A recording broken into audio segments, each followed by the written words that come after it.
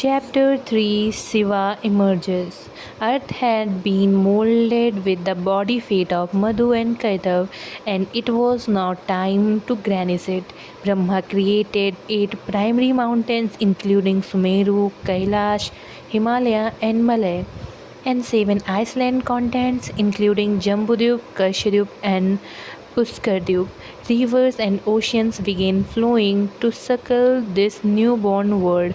Everything had been embryonic inside the golden age, and the Creator was making them manifest now.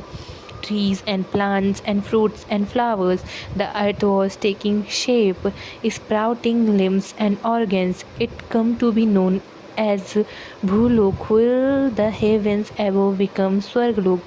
The netherworld below was split into 7 regions, including Atal, Vital, Sutal, and Patal, and above these 3 realms lay Vaikunthath, Vishnu's abode.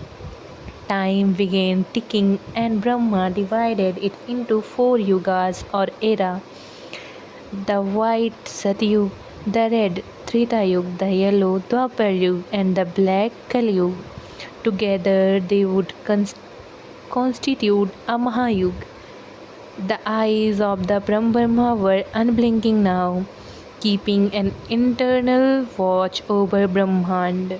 The moment had arrived for Brahma to plant the highest form of life in Bhulok, to create man in his own image, and that is where the next trouble confronted him.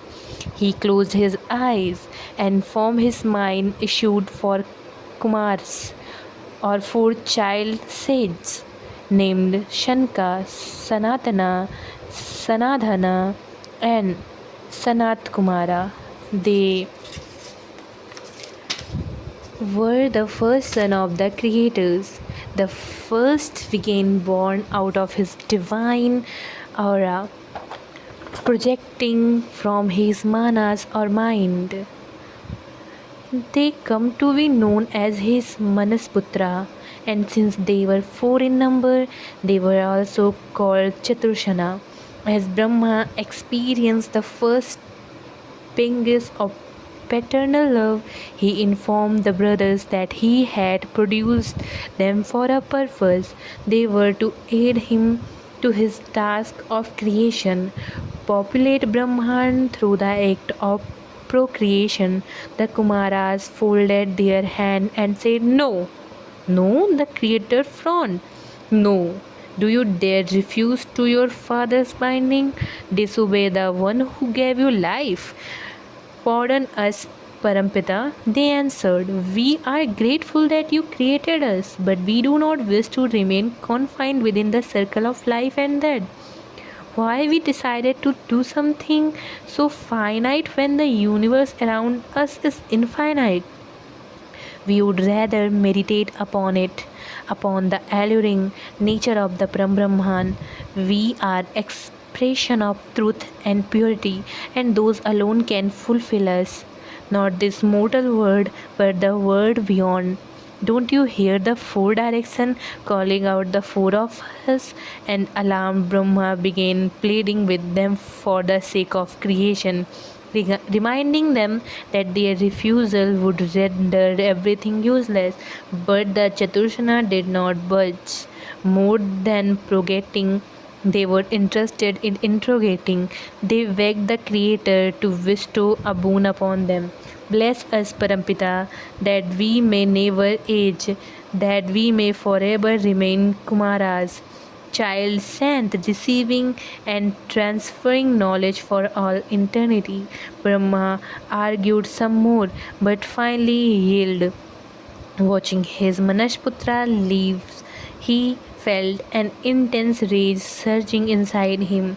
In that violent emotion lurked the third trouble, as he angered mountain sparked from his forehead in the form of a fiery beam, and from that inform emerged a being, a celestial being with the eyes blazing red, roaring restlessly. Furiously, he demanded, "What is my name?" Brahma said in awe, wondering what to reply. The being's eyes turned sulfuric. Now, as he roared louder, "Tell me my name," recalling that the root word for both red and roaring is red. The creator replied, "Rudra. I name you Rudra." Rudra was Shiva, Mahadev, another divine manifestation of the Brahma, presiding over Tamasguna. He now completed the cosmic trinity: Brahma, the creator; Vishnu, the preserver; Shiva, the destroyer. Emerges dark and turbulent were arising in his territory form. Brahma clamped the god down with folded hands and requested him to aid in the process of creation. Shiva agreed and instantly started generating one being after another. Brahma's joys knew no bounds. He had found a companion, one who was really sharing his burden. A radiant smile graced the created face only to freeze the next moment. What is Maharudra doing?